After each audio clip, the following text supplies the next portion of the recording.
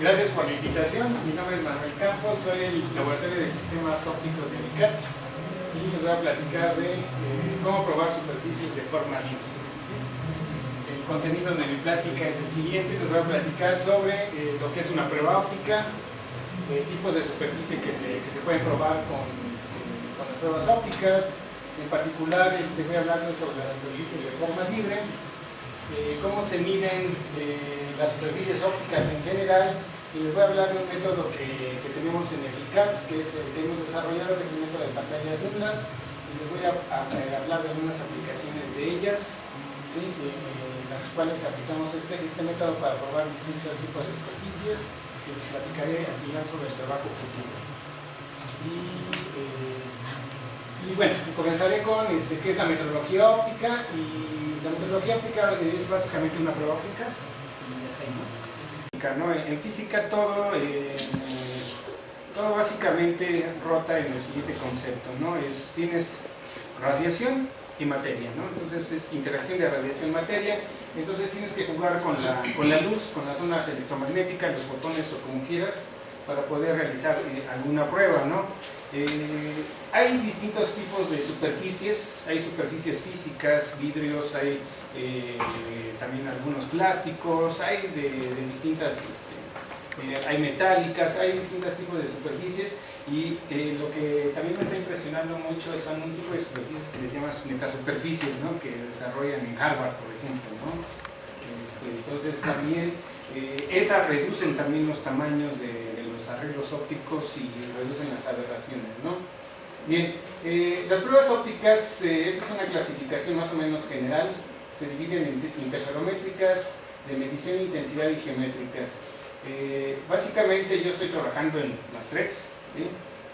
Y ahorita les explico brevemente, pero me centro principalmente en la parte de las geométricas.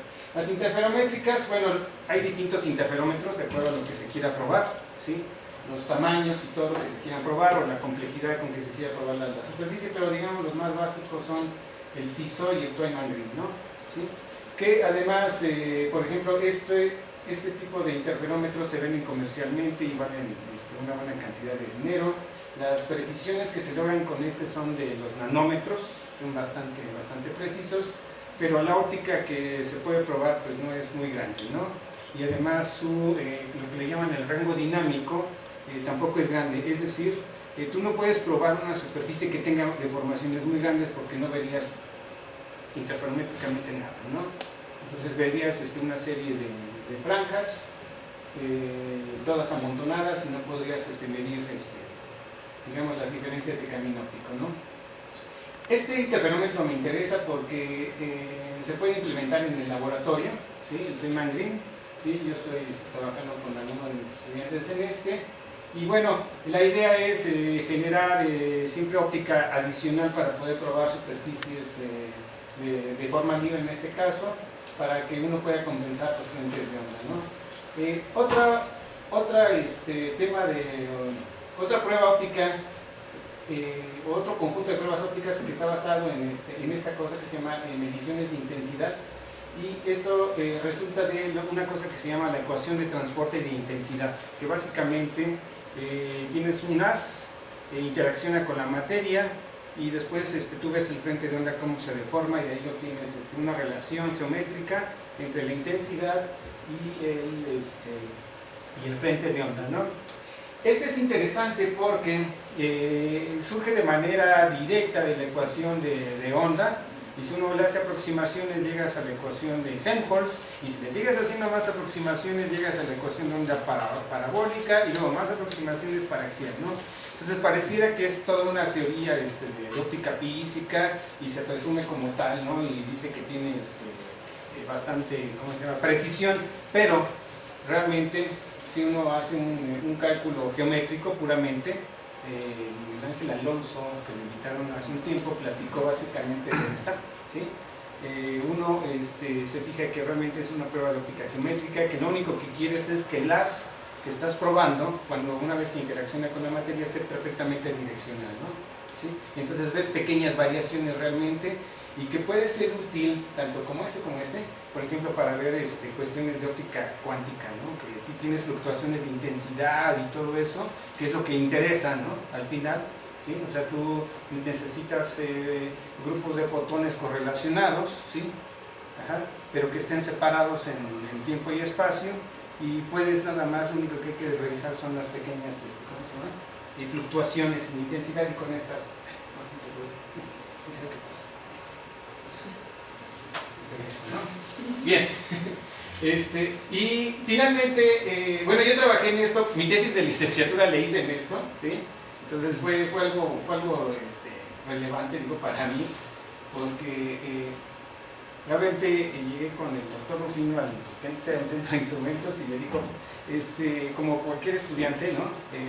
A ver, tengo esto y esto, ¿no? Y esto no lo entiendo muy bien. Ya dije, eso es lo mío, ¿sí?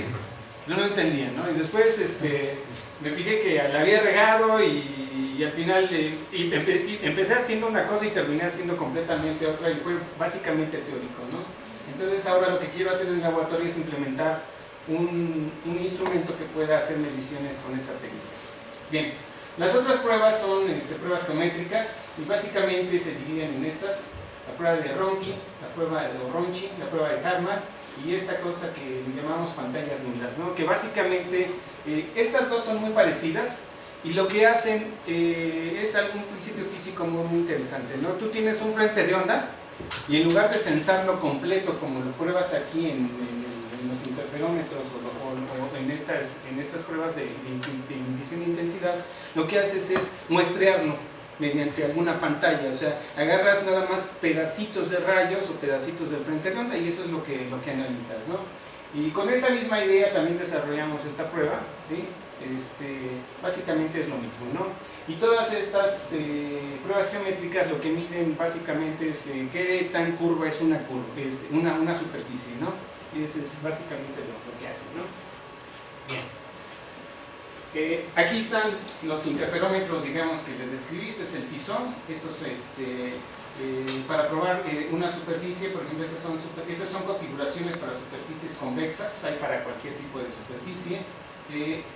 Y aquí tengo que hacer un énfasis muy interesante. Las superficies que se prueban normalmente son esféricas, ¿sí? Con este tipo de instrumentos, o asféricas, pero que les llamamos muy lentas, o sea, básicamente son planas, ¿sí? Porque si están demasiado curvas, toda la información se te va a salir. Entonces tienes que tener superficies de referencia más grandes, y además tienes que probarlas, y además o tienes que comprarlas, y entonces se te puede hacer más un lío más grande, ¿no? Al final, ¿no? Entonces en estos interferómetros funcionan muy bien y son del orden de los nanómetros, y las superficies son muy pequeñitas, o básicamente son planos, ¿no?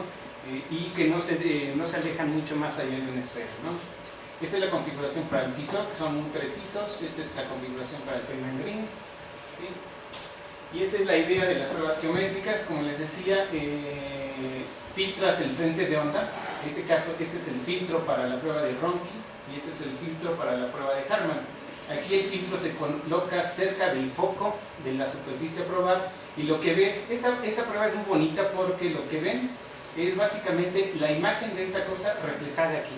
O sea, tú ves el espejo, estos son para espejos cóncavos, tú ves el espejo que normalmente se diseñaron para espejos astronómicos. Tú ves el espejo y lo que ves es esta serie de líneas, ¿no? Entonces, para alguien que es entrenado, es básicamente una prueba cualitativa, pero uno la puede hacer cuantitativa si uno hace algunos cálculos por ahí, y puede tener, digamos, hasta precisiones de lambda entre 100, ¿no? Entonces son bastante buenas. Pero básicamente, si uno va puliendo esta superficie, la gente que está en los talleres de óptica va viendo si va quedando perfectamente bien lo que están puliendo aquí, ¿no? Entonces es una prueba bastante interesante, ¿no? Estas pruebas ambas se diseñaron allá por los años como 1965, por ahí, con Daniel Malacara en México y Alejandro Cornejo, ¿no? que son investigadores. Alejandro Cornejo del INAOE y Daniel Malacara, imagino que lo conocen, del CIMA, ¿no? Bien, otra prueba que usa un filtro es la prueba de Harman y básicamente es una pantalla con agujeritos, ¿sí?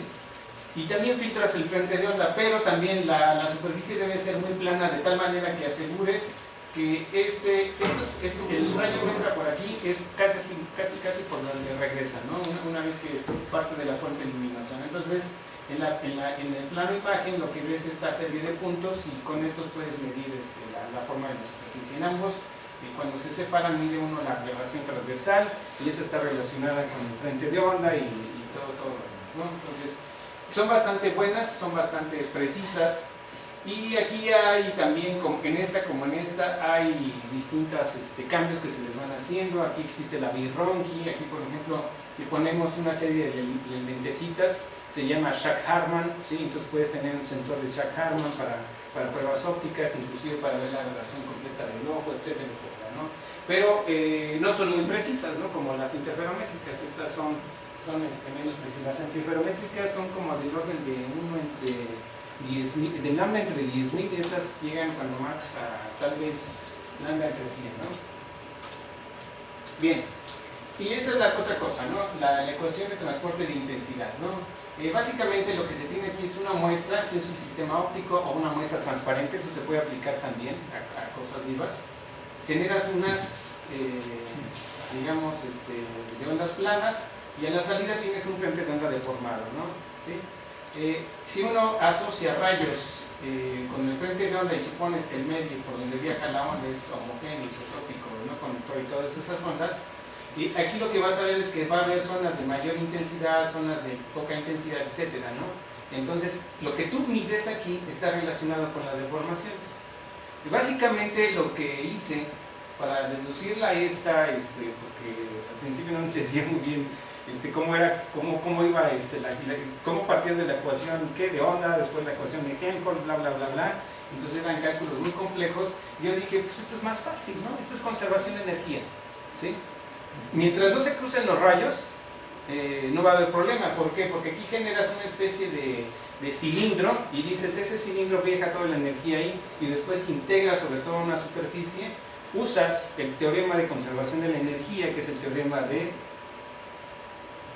Poynting, ¿sí? Y obtienes directamente una expresión como esta, ¿sí? Que es relaciona la intensidad con el frente de onda, ¿sí? Y entonces esta cosa sirve para medir el frente de onda dada las mediciones de intensidad. Si por ejemplo tengo un sistema convergente como este, tengo un frente de onda aberrado, mido intensidad en dos planos, ¿sí? Dada por esta expresión, dos planos muy, muy cercanos, entonces en principio podría tener lo que tendría sería una ecuación de Poisson con condiciones a la frontera de Neumann, ¿no? Entonces esa es lo que tendría que resolver, ¿sí? Ya lo puedo hacer ya sea algebraicamente o numéricamente, ¿no? Entonces esta cosa se llama sensor de Rodier. Esta cosa se aplicó para probar telescopios astronómicos y funciona bastante bien y tiene precisiones de nanómetros también, ¿no? ¿Sí? Entonces, pero sí hay que hacer medidas muy, muy precisas sobre los planos, porque básicamente lo que vas a medir son fluctuaciones, no diferencias muy grandes. O sea, quieres que el haz se comporte de manera adecuada, ¿no? Si tienes variaciones muy grandes ya no puedes medirlo fácilmente, ¿no? Bien, entonces, ¿qué tipo de superficies son las que se prueban en general, ¿no? Bueno, las primeras son las esféricas, ¿no? ¿Sí? Las esféricas, tanto el sensor de intensidad como las interferométricas, la manera de probarlas, la precisión es muy alta, ¿no? ¿Sí? Pero cuando estas se alejan de las esferas y tienes superficies asféricas, por ejemplo un hiperboloide, un paraboloide, ¿sí? Ya puede presentar problemas esas pruebas. ¿Por qué? Porque si son muy rápidas, esta es una superficie muy rápida significa que es muy curva, ¿sí? Por ejemplo, si a esta le hago una sección transversal, digamos en un casquete un poquito más, voy a tener una parte más plana aunque sea la misma superficie, ¿no? Entonces la rapidez está relacionada con su longitud focal, que es su radio, y su diámetro, ¿no? Eso ahorita lo explico, ¿no?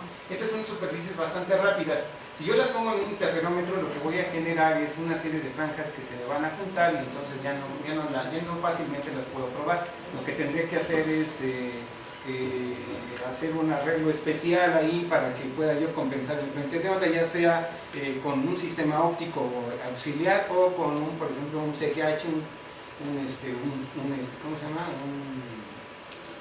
¿Cómo se llama? Un holograma generado por computadora o cualquier otra, otro medio mecánico que ya existe, ¿no? Estas cosas que se llaman para compensar el frente de onda, ¿quién sabe? Están basados en piezoeléctricos, ¿no? que moldean, digamos, modulador espacial, ¿no? Que hay de transmisión y de reflexión, ¿no? Bien. Perdón.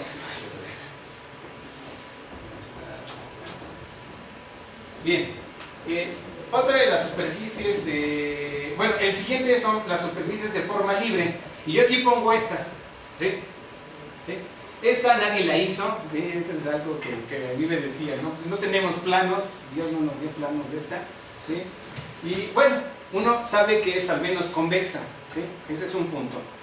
Pero además de convexa, es bastante rápida. Si uno quiere probar toda la superficie de la córnea, es bastante rápida, ¿no? Entonces, esta, como además, dependiendo hasta uno mismo, ¿no? Si te levantas en la mañana tienes una cierta curvatura y conforme va transcurriendo el día va cambiando la curvatura. Si eso le agregas la película de lágrima, o que si la persona tiene ojo seco, o que si puede presentar alguna, un problema en el ojo como queratocono, entonces ya la superficie deja de ser regular, y entonces esta yo digo que es como una superficie de forma libre, ¿no?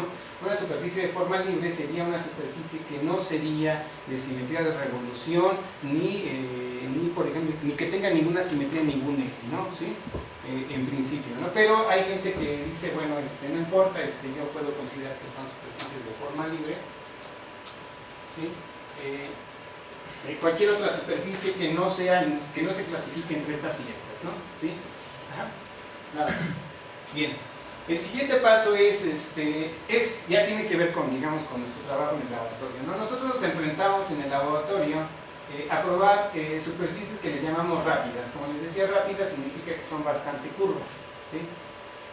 Aquí, por ejemplo, tenemos estas lentes que contamos en el laboratorio, que son utilizadas para iluminación básicamente.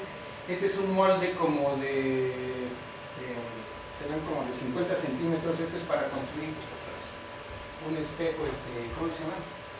Un espejo secundario de un telescopio, ¿sí? Este es un molde en donde fue hecho este espejo secundario de fibra de carbono, que después se utilizó esa técnica para hacer el GTM, el Gran Telescopio Milimétrico en Puebla, ¿sí? Que está hecho de este material. Entonces, esta es una superficie fuera de eje. Este es un, ¿cómo se llama? Elipsoide, que es bastante curvo, también bastante rápido, y la rapidez se mide entre el foco o radio de curvatura y el diámetro, ¿no? Entonces lo único que significa es que es bastante curva, ¿no? Entonces, si uno diseña, construye y quiere probarlas, pues las diseña y las construye, pues necesitas probarlas, ¿no? Entonces, aquí hay un lema de la gente que hace pruebas, que no se puede construir aquello que no se puede probar, ¿no? ¿Sí? Entonces siempre hay que tratar de probarlas, ¿no?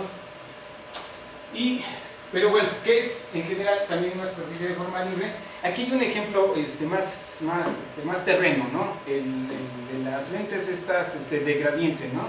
No sé si se han escuchado, ¿no? Que sirven sobre todo para la gente como yo, ¿no? Que es miope y, por ejemplo, después de un tiempo ya el cristalino no tiene suficiente fuerza, entonces ya tiene vista cansada, ¿no? Entonces necesitas ver de cerca y de lejos y puede compensar otras cosas. Este tipo de lentes que se llaman progresivos tienen distintos radios de curvatura y espesores, ¿no? Y ese podría clasificar como una superficie de forma libre, aunque ciertamente sí hay simetrías, ¿no? Cuando uno las ve sí hay ciertas simetrías, pero bueno, hay partes que se salen de la definición estándar y partes que no, ¿no? Entonces yo más bien lo considero como que si no es una esférica o no es una cónica, ya lo demás es forma libre, ¿no? ¿Sí? Bien, pero bueno, ¿cómo diseñar, probar y fabricar superficies de forma libre? ¿Sí? Más o menos este es el esquema, ¿no? Primero se hace un diseño óptico de lo que se requiere, ¿sí? para las aplicaciones que se necesiten. Normalmente las superficies de forma libre son superficies que se diseñan o se construyen, casi la mayoría no son superficies que son para sistemas que no forman imagen, ¿sí? Por ejemplo, uno puede pensar en en los parabrisas, ¿sí? Esos no son formadores de imagen, las salpicaderas de un auto, las alas de un avión, ¿sí? Distintas curvas pueden funcionar como superficies de forma libre, ¿no? Entonces, primero, como les digo, hay que diseñarlas, ¿sí?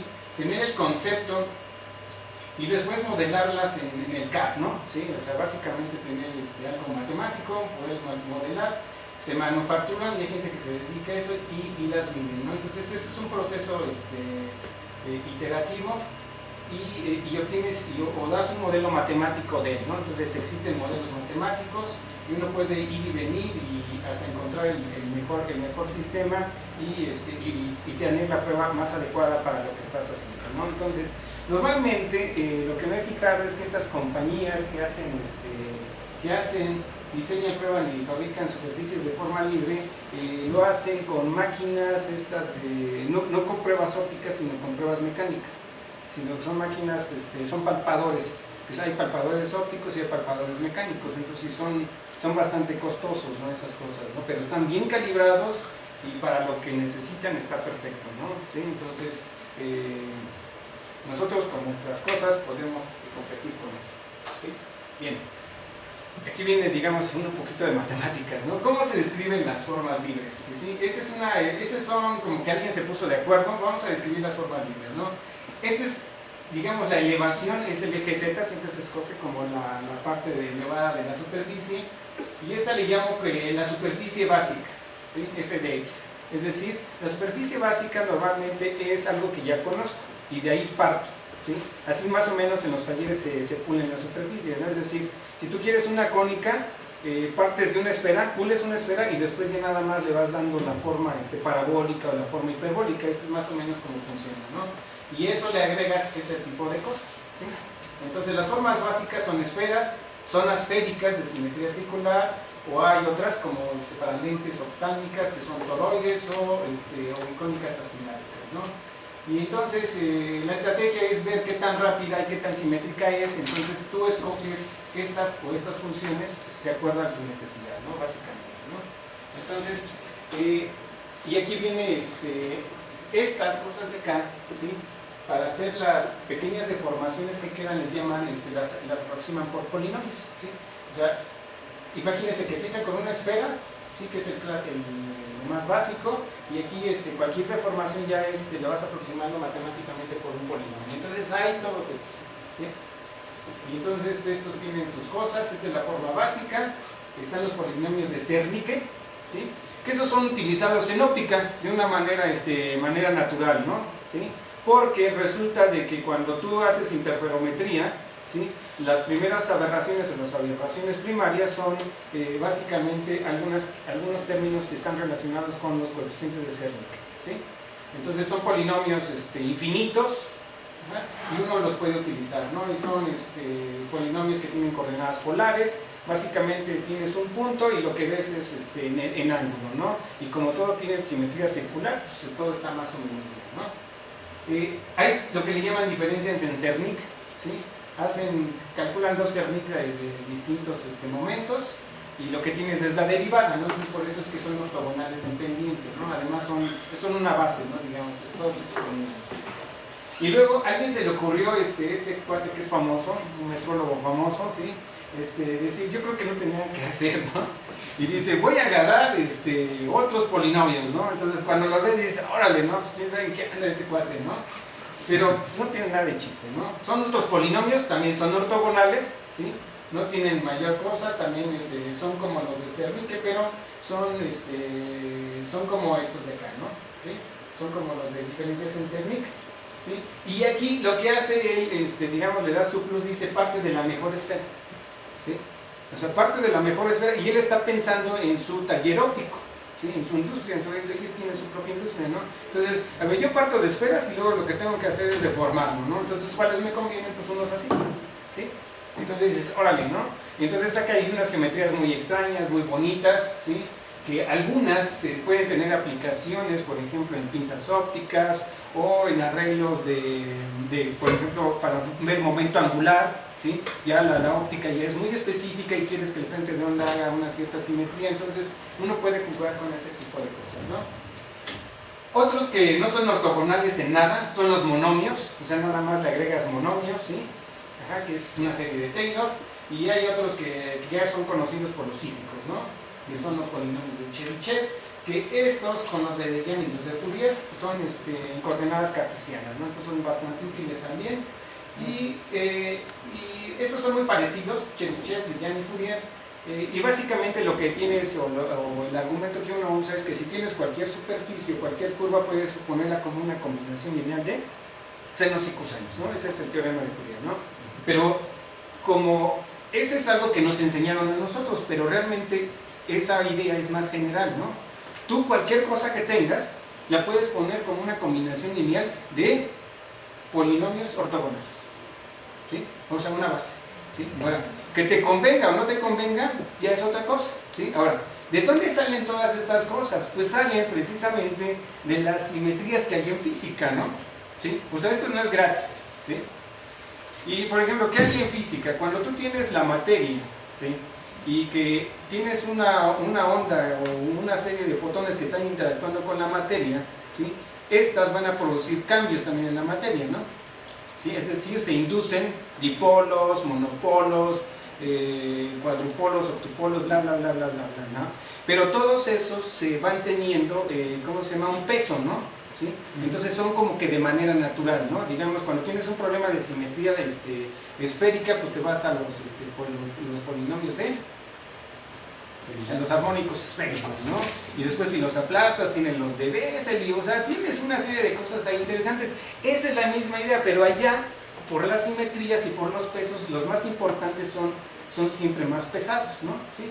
Y aquí yo creo que alguien pensó que debería de ser así, pero entonces los agarró como que dice, bueno, yo puedo agarrarlos como sea, ¿no? Y eso yo creo que no funciona muy bien, porque cuando tú quieres una forma muy específica, sobre todo si lo vas a hacer ya en la vida real, pues necesitas cortar tu serie infinita en algún punto, ¿no? Y al cortarla, no sé si han hecho Fourier, ¿no? Que, por ejemplo, si tienen un escalón, empiezan a tener ahí una serie de cosillas ahí raras, ¿no? Hasta que se vaya aproximando. ¿Y cuántos términos necesitas para que se parezca bien un escalón? ¿Quién sabe? Es un resto, ¿no? Y luego todavía hay que hacerlo, ¿no? Esto sucede con estas cosas. Es exactamente lo mismo, ¿no? ¿Sí? Dice, cuando tú mueves algo, todo se te mueve, entonces tienes que ser muy perceptivo para qué quieres y para qué lo quieres y dónde quieres aplicarlo, ¿no? Entonces, siento que la gente que se ha dedicado a eso como que se alocó y perdieron la parte física, ¿no? Pero bueno, igual y si sale, ¿no? ¿Sí?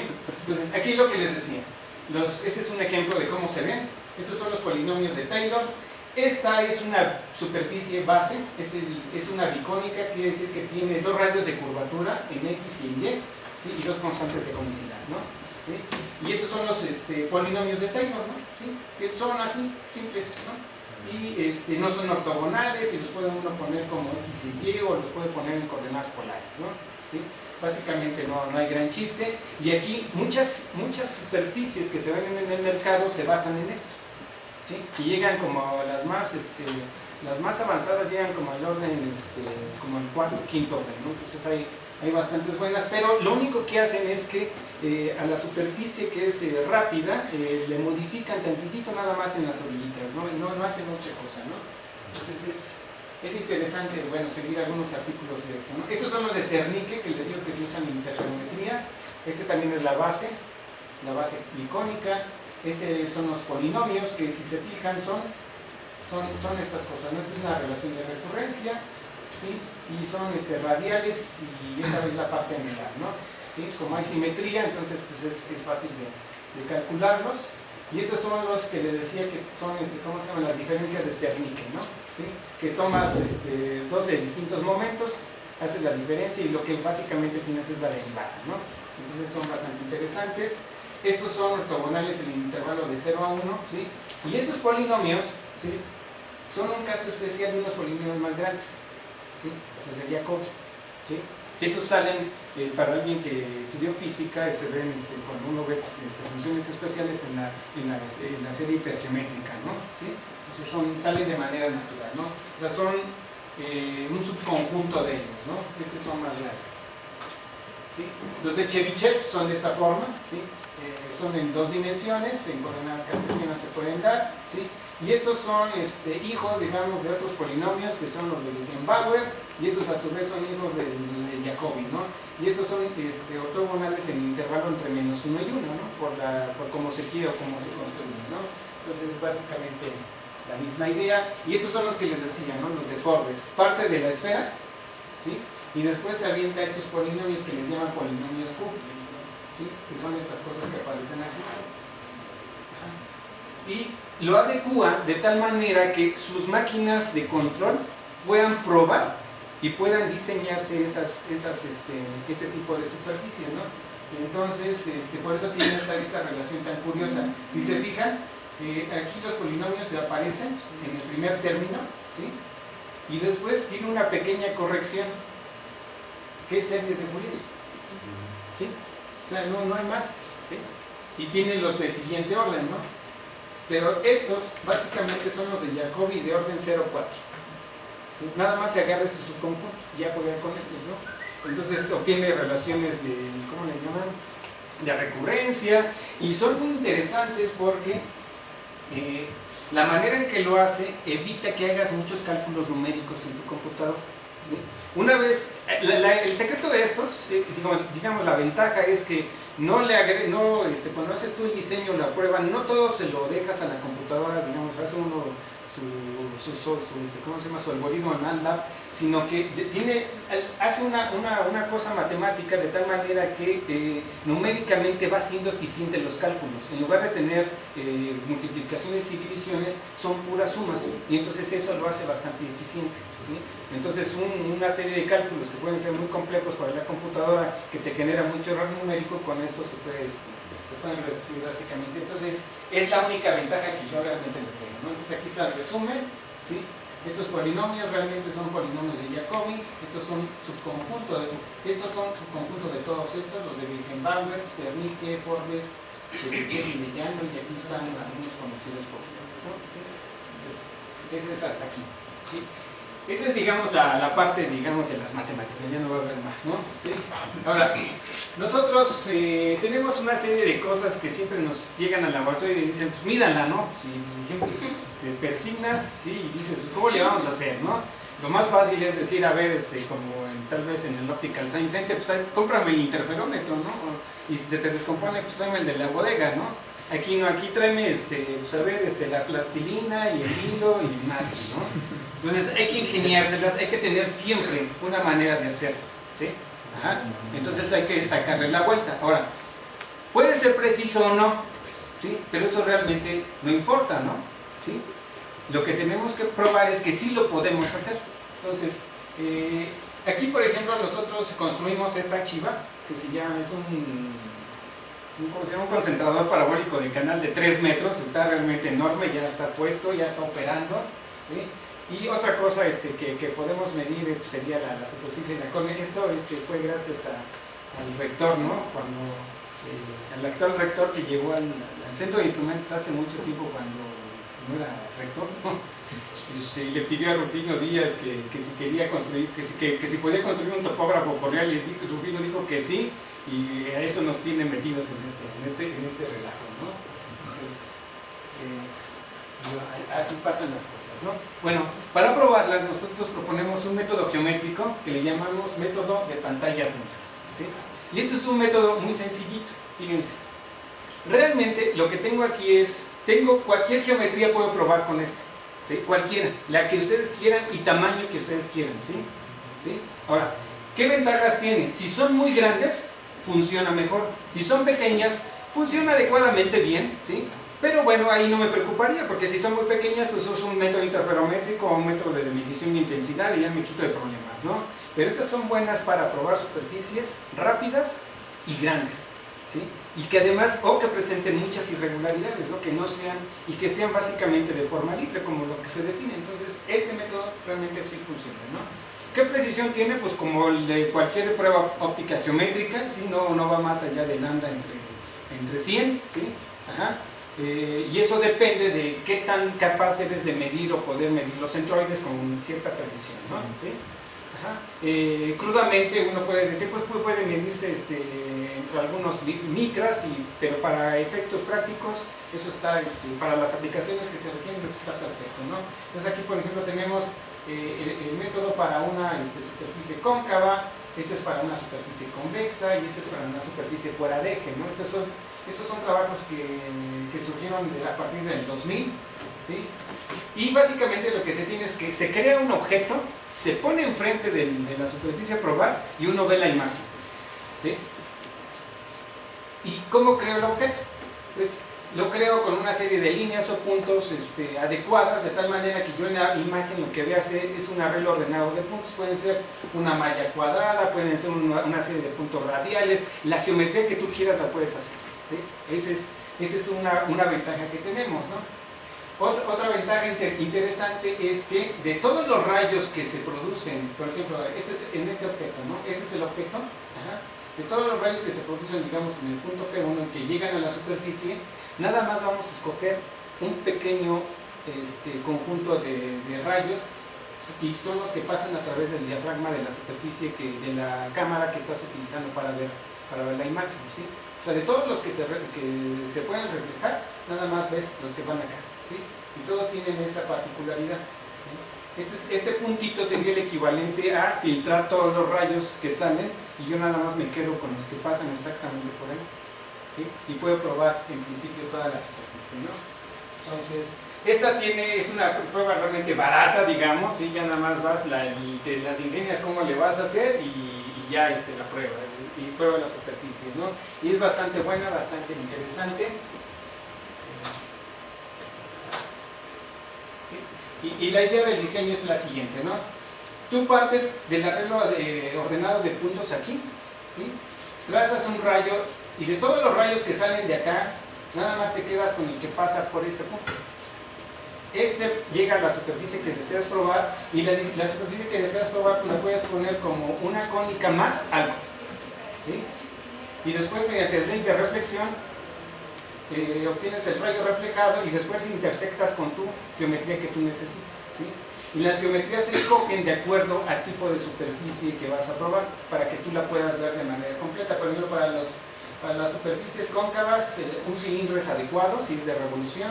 Para las superficies convexas puede ser un cono, un elipsoide, o cualquier otro, un plano o un cilindro, ¿no? ¿Sí? Aquí puse un cono, ¿sí?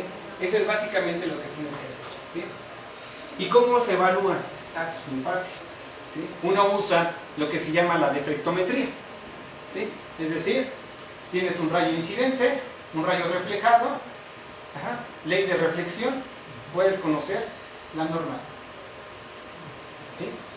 Y con la normal, y como tú describes una serie de puntos discretos dados por estos puntitos,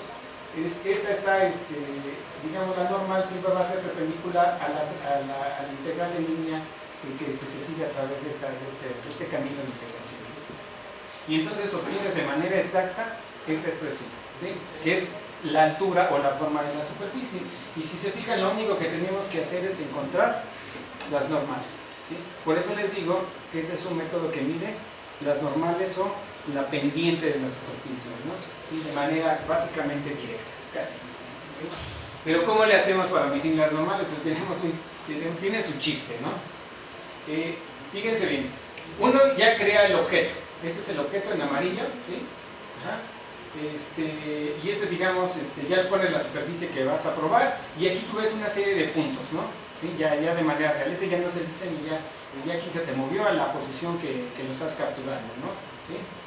Entonces, lo mismo sucede con este. Entonces, la idea es que de aquí tú lo puedes medir, midiendo el centroide de una mancha que se forma acá, pero conoces este rayo perfectamente bien porque nada más estás escogiendo los que pasan por este punto, ¿sí? Entonces, lo prolongas, pero como no sabes cuál es la superficie, no sabes dónde se va a intersectar, ¿sí? Este rayo de aquí que le corresponde a este punto de acá, perdón, este punto de aquí que le corresponde, que ese es el objeto, sí lo conoces, ¿sí? Porque es el de diseño. Entonces conoces este y pero no conoces la superficie. Entonces, ¿cómo le hacemos? Agarramos una superficie de referencia, se la ponemos, se lo pegamos el rayo y calculamos las normales de manera aproximada. Y entonces tenemos un método iterativo. Ajá. Con las normales evaluamos la forma de la superficie, y después con estos polinomios especiales y estas representaciones recuperamos con esa serie de puntos discretos una forma de superficie, volvemos a ponerla, ¿sí? Volvemos a encontrar las normales otra vez y así lo llevamos hasta que ya eso se detiene, ¿no? Esto normalmente lo hace en 3 o 4 pasos, y tenemos otras técnicas, ¿no? Que es, les llaman imágenes sintéticas, y es irse aproximando a la superficie adecuada, pero básicamente esa es la misma idea, ¿no? Irse aproximando para obtener una mejor normal, ¿no? Y entonces aquí entra lo de formas libres. ¿Por qué? Porque aquí lo que yo puedo poner como superficie son precisamente cualquier geometría que a mí se me ocurra, ¿no? Obviamente que se adecue a lo que yo voy buscando, ¿no? Si tengo una convexa, pues pondré una convexa, y si más o menos sé por dónde anda, pues ya estará por ahí, ¿no? Entonces ese es el algoritmo, esa es la manera en que funciona, ¿no? ¿Sí? Y aquí viene un poquito de cómo es esto, ¿no? Esta es la que yo propongo, general, ¿sí? Y aquí le pongo intencionalmente descentramientos, X0, Y0 y Z0, ¿no? O sea, no la pongo de tal manera que está descentrada, ¿no? Calculo esos descentramientos, y estas cosas se llaman inclinaciones, ¿no? Pues también puede estar, ¿cómo se llama? Inclinada en una o en otra posición, ¿no? Entonces también se las calculo, ¿sí? Esto mismo hacen todas las compañías que hacen superficies ópticas. Ese es el mismo procedimiento, ¿sí? Lo calculan así. Encuentran, lo primero que hacen es encuentran el descentramiento y las inclinaciones, se las restan, y entonces ahora sí se proceden al siguiente paso, ¿sí? A encontrar la forma de la superficie una vez centrado. O sea, una vez que ya centraron la superficie, lo que hacen es encuentran cuánto vale este pedacito, ¿sí? Entonces eso es lo que hacemos en el laboratorio, ¿sí? Esas son la parte de los cálculos para encontrar la mejor normal y la mejor representación de la superficie, ¿no? Y bueno, aquí ya vienen todos los ejemplos que hemos trabajado. Esta es una superficie de una compañía que se llama alemana Asfericon, ¿sí? Que tiene estos coeficientes de deformación. Si se fijan, la base es una cónica, en este caso es una esfera, ¿sí? Esta es una esfera, no es cierto, es un, ¿cómo se llama? Este es un paraboloide, ¿no? Este es un paraboloide, y estos son los coeficientes de deformación que se supone que tienen en el diseño, ¿no? Entonces la idea, pues, es que probarla, pero son superficies realmente pequeñitas, ¿no? ¿Sí? Aquí está nuestra pantalla nula. En este caso escogimos una con que sea cónica. Esta es la imagen que obtenemos de ella. Son pocos puntos, nada más era para probar nuestro punto, y calculamos, ¿cómo se llama? Esa no es la de, esa es de Tormas, me equivoqué, ¿sí? Calculamos con nuestro ajuste, ¿cómo se llama? Los coeficientes de deformación, y si se fijan, primero los de descentramiento, ¿no? Están descentradas, se los quitamos, el radio de curvatura pues está alejado de lo que es. Este es nada más un primer ajuste, ¿no? Que hemos estado trabajando con él. Y estos son los coeficientes de diseño, y estos son nuestros coeficientes que hemos estado obteniendo. Si se fijan, estos van en signo, son más o menos parecidos, ¿sí? En orden de magnitud estos son parecidos, pero aquí cambian en signo y cambian estos valores. Entonces se quiere decir que hay que todavía hacer un poquito más, ¿no? Nuestros algoritmos todavía no están optimizados para hacer esto de los cálculos con órdenes de magnitud muy pequeños, ¿no? Entonces hay que trabajar en ello, pero pues creemos que va así. Aún así, las diferencias en sajita, la precisión con la que lo estamos calculando es de 2 micras con esta técnica geométrica, ¿no?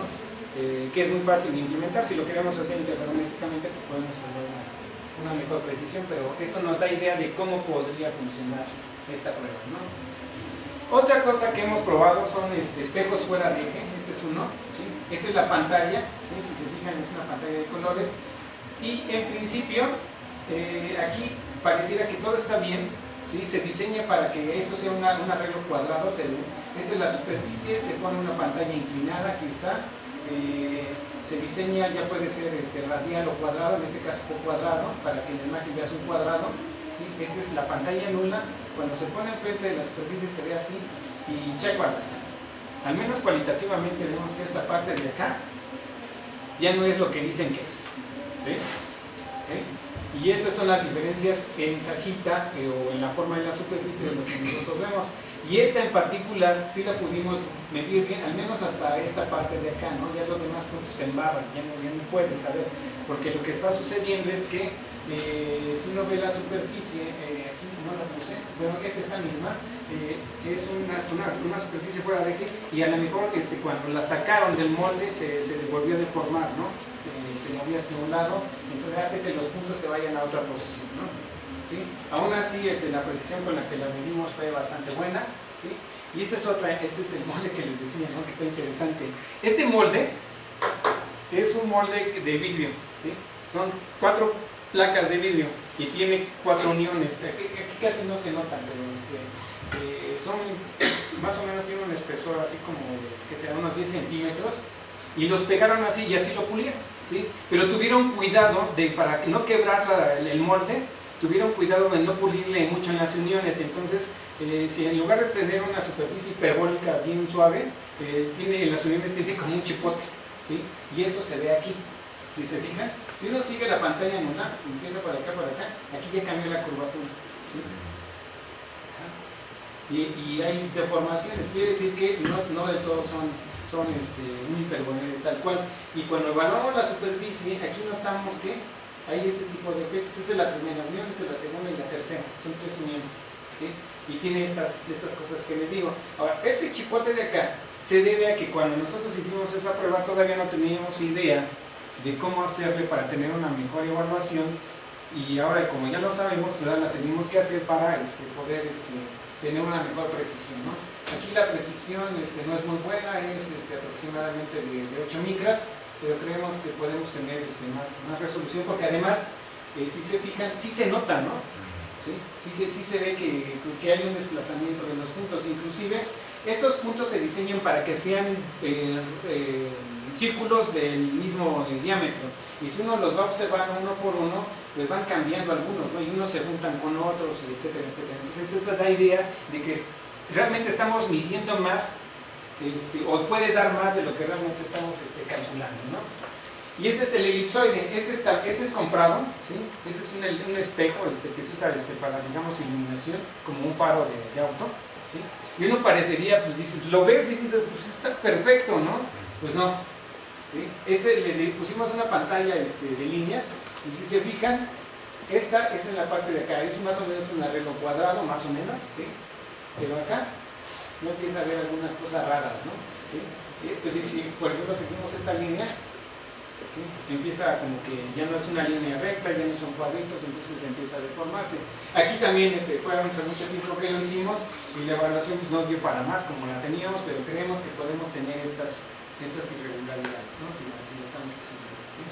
Entonces, aquí la precisión con la que le medimos fue de 63 micras, que para esta rapidez, ¿sí? No está mal, ¿sí?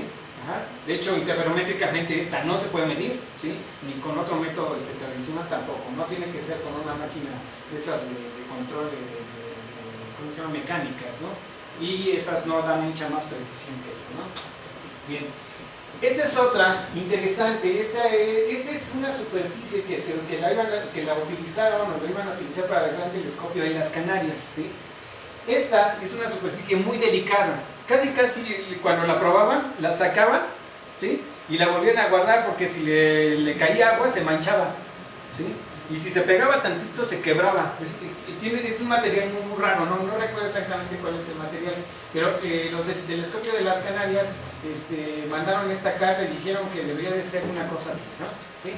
Y nos dieron las especificaciones, y esta la probaron, la construyeron en el INAOE, en el taller óptico del INAOE. Entonces a mí me dijeron, oye, necesitamos, no queremos estarla sacando y metiendo del molde porque se nos está rompiendo. ¿Podemos probarla? ¿Podemos ver que cuando se está puliendo vaya bien? Y les dije, pues yo creo que sí, ¿no? Entonces, le inventamos una pantalla nueva, esta, ¿sí? Que es esta de líneas. Aquí la ponen, la iluminaron, y lo que tenían es que comenzaron con una superficie esférica, ¿sí? Eso es como se comienza, ¿no? Entonces, cuando uno le pone la pantalla nula, pues aquí no se ve nada, ¿sí? Conforme la van puliendo ya empiezas a ver algo, ¿sí? y por aquí llevan bien, pero las volvieron a tirar, ¿no? Y ya, ¿quién sabe qué pasó? Creo que ya no la pudieron fabricar al final, ¿no? Creo que la fabricaron en otro lado, pero pues iba bastante bien, la gente de iba bastante bien, ¿no? ¿Sí? Entonces, una manera de irlo bien, este método además te sirve para hacerlo como la prueba de Rookie, ¿no? Tú lo vas viendo, vas puliendo, pones tu cilindro, observas y para alguien entrenado, pues dice, pues va bastante bien, ¿no? ¿Sí? Esa es la idea, ¿no? Bien, también podemos probar este tipo de cosas, concentradores parabólicos de canal, que pues, ya saben, los concentradores pues, son, no sé, todavía tengo tiempo ya. ¿Sí? Ah, sí, ok. Concentradores de canal, que son superficies parabólicas grandes, ¿no? Y la idea es, este tipo de sistemas ópticos no son de formación de imagen, de hecho la calidad pues no importa, lo único que quieres es que la cantidad de luz que llega a se concentre en un área de cierta sección transversal, que normalmente son como 10 milímetros, ¿no? Entonces es un tubo y todo quieres que se concentre ahí, entonces no necesitas mucha calidad óptica, pero el tamaño, ¿sí?, hace que cuando tú lo estás construyendo, estos espejos se deformen bastante cañón, ¿no? Aquí lo que se hace es, se diseña la pantalla nula, en este caso con planos. Tenemos distintas configuraciones, digamos, esta es la última que pudimos probar. Bueno, no la última, hay otra más, ¿sí? Y básicamente es colocar una pantalla plana evitando la zona que le llamamos de la cáustica, que es donde todos los rayos se cruzan, ¿sí? Entonces por eso este tipo de geometrías, ¿no? Aquí no voy a entrar más en detalles, es lo mismo que allá, que antes, tienes una serie de puntos, se reflejan y se forma un arreglo ordenado de puntos, ¿no? Esa es la prueba como está, ¿no? ¿Sí? Aquí está nuestra pantalla nula en papel, se imprimen, se ponen en una como cuñita y se pone enfrente de la superficie a probar. Fíjense, este espejito es como un metro, ¿verdad? Más o menos, es un metro. Sí, le llaman acrílico espejo, este es nuestro, ¿cómo se llama? Nuestro molde que usamos para probar nuestro dicho, ¿no? Pero este espejo está bien deforme, ¿sí? La carcasa es de madera y según la gente que la hizo con una máquina de control numérico, o sea que la curvatura está bien, pero a la hora de pegar el mugroso, ¿cómo se llama? El mugroso acrílico, pues está bien deforme. Fíjense, esta línea aquí es este tubo. ¿Sí? Entonces, pues está bastante chueco, ¿no? Eso da idea de las deformaciones. Este es un espejo realmente de veras, ¿no? ¿Sí? No es ciencia ficción, ¿no? Sí, porque uno siempre que muestra sus cosas dices, pues ¿cuál es el menos peor, ¿no? ¿Sí? Ya para que no, sí, para evitar comentarios extras, ¿no? Este sí está bien deforme, ¿no? Entonces no hay manera de esconderlo, ¿no? Dice la maíz, ¿no? Pero bueno, resulta que el de que 3 metros está casi igual, ¿sí? Pero nada más que más grandote. Entonces, si no resolvemos pues va a estar pelón resolver el otro. Cuando ponemos nuestra pantalla nula, no tenemos un arreglo cuadrado, tenemos ese monstruo. ¿Sí? Y dicen, ¿qué carajos pasó? Pues pasaron muchas cosas. Resulta de que esta superficie como que quiere regresar, ¿sí? O sea, se pegó, pero como que quiere regresar a su estado normal, que es el plano, ¿no? Entonces trata de hacer esfuerzos hacia afuera, ¿sí? Y entonces al hacerlo, se vuelve, en lugar de ser más cóncava, se vuelve un poquito más plana. Entonces, si uno pone los objetos y uno piensa en los rayos, realmente los rayos o los puntos que están enfrente de él hace que se vayan hacia las orillas, ¿sí? Otro aspecto que tienes es que, por ejemplo, en esta dirección, ¿no? También, o en esta misma, ¿no? También, que posiblemente no tiene una forma suave, sino que empieza así, hace cosas así, ¿sí? Pero muy bruscas, ¿no? Y aparte de se hace panzoncita, ¿no? Y en las secciones, y en esta dirección, también hace unas cosas raras, ¿no? Como que también se quiere despegar, ¿no? Y eso se nota aquí, ¿sí? ¿Y se fija? En esta y en esta dirección, ¿no? O sea, el cuate se quiere despegar, ¿no? Entonces dices, bueno, o sea, sí se puede probar, ¿sí? Sí podemos probar, estos son como 2000 puntos, más o menos, los que se diseñaron, pero los que se pueden probar o se pueden recolectar son como la mitad, ¿no? Como la mitad, ¿sí? Pero dices, ¿y aquí cuál punto es el bueno? ¿Sí? Entonces, aquí resulta que como tiene estas cosas, ¿sí? Cuando viene el rayo, una parte del bonche de rayos que viene del objeto, porque el objeto tiene una sección circular finita, una parte se va hacia un lado y otra parte se va hacia el otro lado, por eso se ven estas cosas embarradas, ¿sí? O se pueden ver dobles imágenes o hasta triples o cuádruples, ¿no? Hay artículos que hablan de esto, ¿no? Entonces eso es bastante interesante, ¿no? ¿Sí? Ajá. Pero una vez jugando en la Feria de las Ciencias, digo, para eso son estas cosas, ¿no? ¿Ah? Nos dimos cuenta que había otras posiciones en donde es posible resolver esto, ¿sí? Entonces ese es exactamente lo que hicimos. Bueno, pues esta la evaluamos, tuvimos una precisión de 4 milímetros más o menos, ¿sí? En estos espejos no importa la forma de la superficie, más bien importa qué tanta la pendiente se desvía de lo que se supone que es, ¿no? Y esta es de 144 miliradianes, y estos espejos andan entre 10 y como 200 miliradianes, ¿no?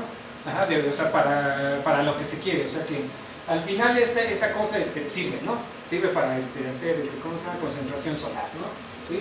Pero bueno, no son de calidad óptica, pero se pueden probar, ¿no? Bueno, y aparte hay un método que nos fusilaron, ¿sí? Que les llaman, en Arizona ya saben, ¿no? ¿Sí? Si se me ocurre a mí, pues es lo principal, ¿no? En Arizona está el Optical Science Center, ¿sí? Entonces ellos inventaron una chiva que se llama SCOTS, ¿sí? Pero si ustedes siguen la geometría es exactamente la copia chafa de esto, ¿sí? Y es chafa porque dicen, esos son vaciados, una prueba geométrica que mide nanómetros, ¿sí? O sea, la verdad es que son chistosos, ¿no? Pero bueno, cada quien, ¿no? Y hay que creerles, ¿no? Pues obviamente, si a mí me dan 100,000 pesos, a ellos les dan 100 millones, ¿no? De dólares, ¿no? Obviamente. Bien, aquí nosotros, jugando, pensamos que es posible otras configuraciones. Y les digo esto de Scott porque esta configuración, ¿sí? Ajá, cuando ellos lo propusieron, nada más cambiaron un poquito su arreglo y lo sacaron, digamos, de la manera de verlo completo todo y en una configuración, digamos, simétrica. Nosotros lo sacamos fuera de eje, ¿no? Lo sacamos fuera de eje y eso es lo que propusieron, pero es básicamente lo que tenemos, ¿no? Si sacamos la superficie, digo, la superficie y el sistema formador de imagen, donde vemos la imagen producida por este objeto en el espejo, también lo sacamos fuera de eje, podemos tener y evitar esta cosa que le llamamos la cáustica y tener cruce de rayos, ¿sí? Y esto lo hacemos con una LCD y tenemos más ventajas porque esta es una pantalla de televisión vulgar. Proyectamos estos, podemos tener toda la densidad de que sea, hasta le podemos poner colores y podemos calcular los centroides. Estas son las imágenes. Y se fijan, este es el objeto, estas son las imágenes. Y aquí ya no tengo que se me embarran los puntos, sino tengo un buen muestreo, ¿sí? Y en principio, aquí apenas vamos, ¿no? Estamos en esta parte, entonces pues creemos que esta es la parte buena, ¿no? ¿Sí? Entonces podemos tener un mejor muestreo, los centroides. Si se fijan, sí hay ciertas deformaciones, en lugar de ser puntitos igual del mismo tamaño, igualmente espaciales, pues sí hay deformaciones en el espejo, ¿no? ¿Sí? Pero bueno, así sucede, ¿no? Entonces, quiere decir que está deformado. Y este es nuestro juguete, ¿no? De nuevo, que ya se puso en el campo de concentradores de aquí de la UNAM, ¿sí? Esta era la idea, y este es el concentrador grandote de 3 metros, tiene 3 así y 3 así. Es realmente un monstruo y ya una compañía ya se interesó por él y ya andan haciendo pruebas y parece ser que lo van a, ¿cómo se llama? Lo van a producir, ¿no? Ajá. Entonces, y jala bastante bien. Tiene sus cosas, como todo, ¿no? Pero yo creo que funciona muy bien, ¿no? Lo diseñé para que fuera lo más, ¿cómo se llama? Eficiente desde el punto de vista térmico posible, ¿no? Ajá. Bien, y aquí, digamos, es la última parte, ¿no? Que de las aplicaciones. Yo estoy trabajando en topografía corneal, ¿sí? Y básicamente estoy trabajando en lo que le llaman topógrafos corneales cónicos, ¿no? Que es poner un cono en lugar de un cilindro. Les voy a decir por qué. ¿Sí? Cuando yo comencé a trabajar con córnea, precisamente con Rufino, que tiene topo, ¿no? ¿Sí? Si tengo una superficie convexa y tengo un objeto cilíndrico, ¿sí? Para que yo lo pueda probar completo, lo que necesito es que el ojo esté dentro del objeto, ¿sí? Entonces, a menos de que hay gente que se les salen los ojos, ¿no? Pero pues nada más eso podríamos probar completamente. Y aquí el diámetro pues no es muy grande, ¿no? ¿Sí? todo depende de qué tanto te puedes acercar al topógrafo, ¿no? ¿Sí? Estas son las primeras imágenes que tomé. Este es un ojo mío, ¿sí? Y este es un ojo de un colega que tengo ahí en mi cubículo, Mario González, investigador, técnico de ahí de Secaret. Él tuvo en sus dos ojitos, tiene trasplante de córnea. ¿Sí? Entonces, si se fijan, este es un caso interesante, ¿no? ¿Sí? Y aún así se puede encontrar la forma de su córnea, ¿no? ¿Sí? ¿Cómo resolver algunas de estas cosas? Poniendo colores aquí. Eso es algo. Estas son las primeras, eso ya tiene muchos años. ¿Sí? Y después, con un estudiante de licenciatura le dije, oye, vamos a sacarlo que no sea así y tener más área, ¿no? Aquí tenemos un diámetro de 12 milímetros que casi básicamente es toda la córnea, ¿sí? Y nosotros ponemos ahora un cono, el paciente ahora sí está fuera de lo que es el objeto. Esa es la pantalla y ese es el tipo de imágenes que tenemos. Si se fijan, básicamente es toda el área, ¿sí? Y aquí hay algo interesante. Asumimos que la córnea tiene este radio de curvatura y tiene esta constante de conicidad, y quiere decir que es un elipsoide, ¿sí? De revolución. Fíjense, aunque aquí casi no se nota, si uno va siguiendo las líneas circulares, como que en esta parte de aquí, eso ya no es cierto. Entonces, obviamente, pues es una superficie no de revolución, ¿no? ¿Sí? Sino que tiene una forma curiosa, ¿no? Se va haciendo más plana en esta parte de acá. ¿Sí? Entonces eso es lo que queremos mostrar, ¿no? A tiene también sus cosas, ¿no? Las sombras de la nariz, del párpado, de las pestañas, o sea, tiene sus cosas, ¿no? ¿Sí? Tengo otros estudiantes trabajando, esta es la pantalla cónica, en otro tipo digamos, de arreglo de puntos, ¿sí? Aquí tenemos un muestreo más grande y aquí es donde les digo, ¿no? Van viendo la córnea, ¿sí? Estos deberían ser círculos del mismo tamaño, pero por ejemplo en los últimos se van deformando, ¿no? Y si uno es más perceptivo, pues estas bolitas de por acá ya parecen más piedras que circulitos, ¿no? ¿Sí? Estos son los dos ojos de mi estudiante de licenciatura, César, ¿sí? El ojo izquierdo, el ojo derecho tenía más pestañas, ¿no? Pero aún así se puede probar, ¿no? ¿Sí? Y con otro estudiante de maestría me dijo, ¿por qué no usamos, para evitar lo de las pestañas y ciertas sombras, por qué no usamos una pantalla con fondo negro y puntos blancos? Y pues hazlo, ¿no? A ver qué sale, ¿no? Y resulta que aquí sí puede obtener más información, ¿sí? Pues mediante sus algoritmos es más fácil de poderlo obtener, ¿sí? Y estos son los resultados, ¿no? Para la córnea izquierda y derecha, ¿sí? Obtiene precisiones de alrededor de 10 micras. Estos son los radios de curvatura de su córnea, y asumiendo que es un, ¿cómo se llama? Un elipsoide, ¿no? ¿Sí? Es más o menos igual, ¿sí? Y vamos a decir, bueno, pues, ¿con qué lo comparas, no? Como en la córnea eliminatoria, pues lo comparamos con el CAR, ¿no? ¿Sí? El CAR size, ¿no? ¿Sí? El CAR size es el que hace todo, dicen que todo bien, entonces pues lo medimos y lo comparamos, ¿no? El CAR size te da este tipo de mapas, ¿sí? Y ese es nuestros mapas, si se fijan, son básicamente similares. No son iguales porque ellos tienen una escala muy específica, ¿sí? Con una carta europea especial, y que, digamos, ellos tienen su patente y ellos saben qué hacen, ¿no? Entonces, básicamente eso no se comparte. Pero los parámetros geométricos, ¿sí? Este es para una de las córneas, creo que la izquierda, ¿sí? Son muy parecidos, ¿sí? Relativamente, ¿no? ¿Sí? Ahora, esta cosa es curiosa, ¿sí? ¿Por qué? Porque si uno revisa toda la información de cómo evalúa lo hacen todas las mediciones con respecto de una esfera, ¿sí? Entonces, cuando hablas respecto de una esfera, este punto ni siquiera te lo debería de dar, ¿sí? Entonces, es algo que medio sospechoso para mí, ¿no? ¿Sí? Y dicen, no, mediante algoritmos, quién sabe qué, es algo raro, ¿no? Pero bueno, esta es la otra córnea, ¿sí? Los parámetros geométricos más o menos son iguales, los mapas de elevación básicamente son los mismos, ¿sí? Esto quiere decir que las curvaturas, digamos, los colores significan nada más que las curvaturas son más grandes que de un lado que del otro, como decía, en una córnea, ¿sí? Y Una de las cosas para compararlo de a de veras es calibrar el sistema. Para calibrarlo pues usamos una superficie de calibración, ¿sí? Esta nos la vendieron por ahí, ¿sí? Tiene cierta calidad óptica y pues había que probarla y a ver qué da, ¿no?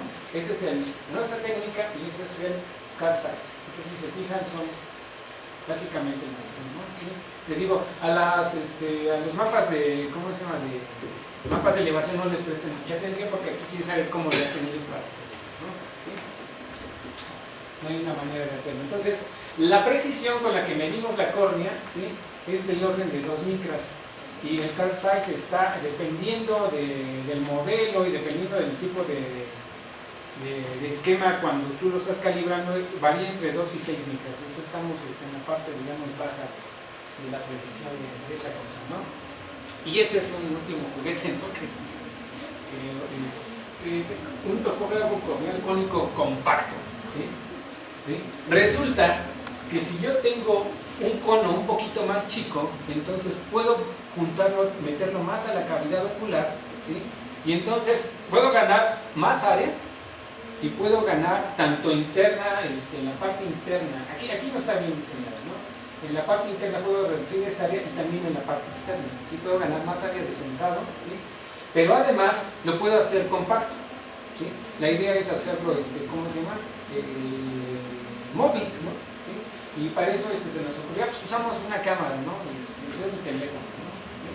Y estos son el tipo de imágenes que se tienen. Esta es la imagen amplificada, es la pantalla nula, y entonces andamos intentando construir ese topógrafo, ¿no? Bien, y entonces ya aquí ya lo último, entonces el trabajo futuro, ¿no?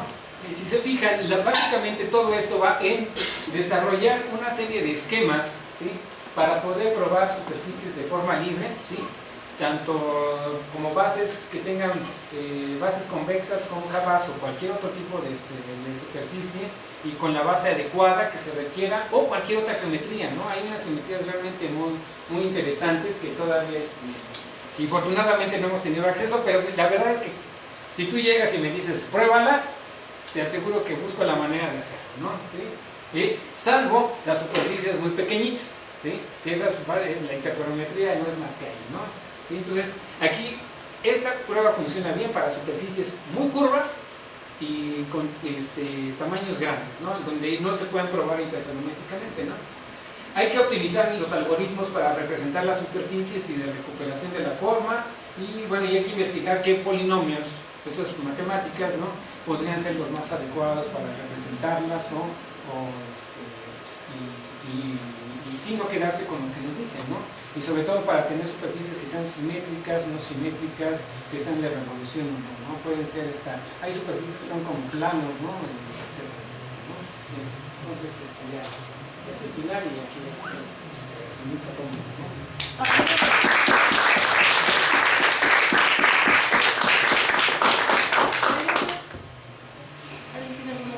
Tengo una pregunta acerca de cómo crean las pantallas nulas. O sea, bueno, esa es mi primera duda, ¿no? Supongo que las imprimen, entonces, solo las puedo pensar que las imprimen, ¿no? Entonces, ahí cómo afecta la calidad de la impresión, porque, pues, no sé, eso es... Sí afecta. Sí afecta, que no lo dije, ¿no? Si te fijas, por ejemplo, aquí deberían de ser, por ejemplo, esta es la unión, ¿no? Y ahora es el circulito, y aquí ya aparece una papita, ¿no? ¿Sí? Entonces, también es el estado del arte, ¿no? Digamos, ahí en esa parte, pero no nos preocupa mucho, porque tú lo que quieres es un centroide, ¿sí? Ahora, el papel, ciertamente, cuando tú lo pones, puede no quedar en la posición de donde está, o sea, si tú lo pones ahorita y regresas, la humedad puede hacer que haya un chipotito, ¿no? Entonces, yo me puse a calcular cómo afectaban las aberraciones a esto, ¿sí? Mediante la técnica de la prueba de la estrella. Entonces, lo que yo hacía a partir de un puntito, ¿sí? De un punto objeto, mandaba un ponche de rayos y me fijaba qué es lo que variaba, ¿no? Pero a mí al final lo que me interesa es los centroides, o sea, hacer un promedio sobre estas manchas, no tanto su simetría, sino y entonces lo que yo obtenía, y también lo hizo un estudiante de Rufino de doctorado, creo fue, de maestría, no fue de maestría, y entonces estudiaba cuál es la forma más adecuada y cuál es el mínimo error que te puedes permitir aquí, ¿no? ¿Sí? Y realmente no afecta mucho, ¿no? Es bastante bueno. ¿Por qué? Porque además al ser una prueba integral, o sea que tú lo ves de todo, puedes alinearla y puedes tener una manera de decir, ahorita sí me conviene tomarla o ahorita no, ¿no? Y por ejemplo, también estudiaban cómo por ejemplo las impresoras imprimen, ¿no? ¿Sí? O sea, cómo mandan el tóner a la hojita, ¿no? Pero como es una prueba muy geométrica, realmente eso no influye básicamente en gran cosa, ¿no? Entonces, eso ya lo tenemos, digamos, bien agarrado, ¿no? Y ahí, bueno, es que hemos dicho todo esto, entonces, si buscan los centroides, ¿cuál es su referencia para calcular todos los centroides? Porque tienen que tener un punto, ¿no? O un centro de los centroides respecto a los cuales están midiendo los centroides. Claro, sí. Si te fijas, realmente no es por peso, entonces ese es un problema, ¿no? Entonces por eso creas una mancha de cierto tamaño. Entonces hay algoritmos que cuando tú no tienes un peso significa lo siguiente, ¿no? Tú tienes un objeto circular y si tienes un plano y lo estampas perfectamente en la misma sección transversal, vas a tener un objeto circular. Si este está girado, cuando tú haces esto y lo proyectas, vas a tener un elipsoide, ¿sí? Pero todavía más, si está así y girado de otra manera, entonces vas a tener una especie de gota. Entonces, ¿dónde está el centro? ¿Sí? Entonces, ahí hay algoritmos ya Calvin los ha hecho para calcular los centroides de manera especial, porque no es el único digamos, método que se enfrenta a eso, sino si hay estadística y si se puede hacer siempre estadística, que sí la hacemos en las cosas que tenemos, ¿no? Y corregimos en ciertas aberraciones, porque hay una que afecta, yo creo que la que más afecta es la distorsión, ¿sí? La distorsión es la que más afecta. De hecho, los sistemas de litografía muy precisos, la distorsión es lo máximo, ¿no? Es la principal aberración, ¿no? O sea, no hay otra que te produce más error, ¿no? Entonces, esa la tienes que calcular de tu sistema de adquisición de imagen y después la tienes que restar de tu imagen, ¿no? Hay un resto de artículos que tienen que ver con distorsión. ¿Alguna otra duda?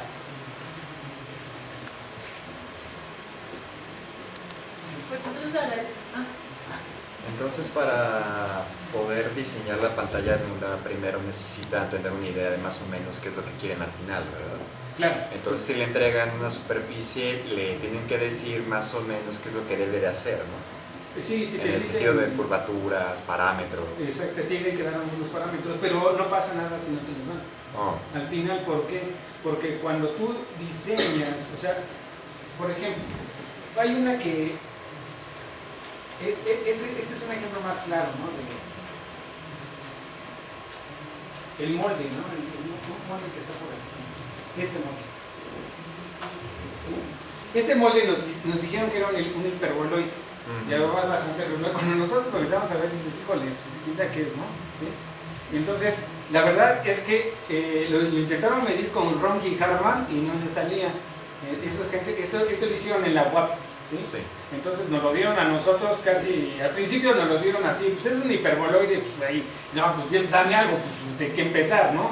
Ya medio, nos dieron la regla de curvatura y la constante conicidad que según es lo que debería de ser, ¿sí? Entonces partiendo de eso ya la comenzamos a medir. Si te fijas sí hay pequeñas diferencias, ¿no? Pero creo que lo hicieron bastante bien en general, ¿no? Pero sí se puede uno, ¿cómo se llama? No necesariamente lo que te digan es lo que es, ¿no? Al final, ¿no? O sea, no pasa nada. ¿Por qué? Porque si tú pones, por ejemplo, tú haces una pantalla, digamos un ejemplo, ¿no? Para la córnea y dices, es esfera, ¿sí? Entonces lo que va a pasar es que se te va a deformar. Pero como tú conoces estas posiciones y los centroides, entre paréntesis, ¿no? Con la precisión que sea, entonces tú puedes recuperar la forma que no es una esfera, sino puedes recuperar otra cosa, ¿sí? Por eso decía que las formas libres aquí son importantes y es la manera en que lo hace la gente que hace metrología. Es partes de una base, en este caso una esfera, más algo. Las desviaciones. Sí, las desviaciones. Y entonces se encuentran las desviaciones. Eso es lo que básicamente es lo que hacemos. ¿Alguna pregunta? Pues agradecemos de nuevo.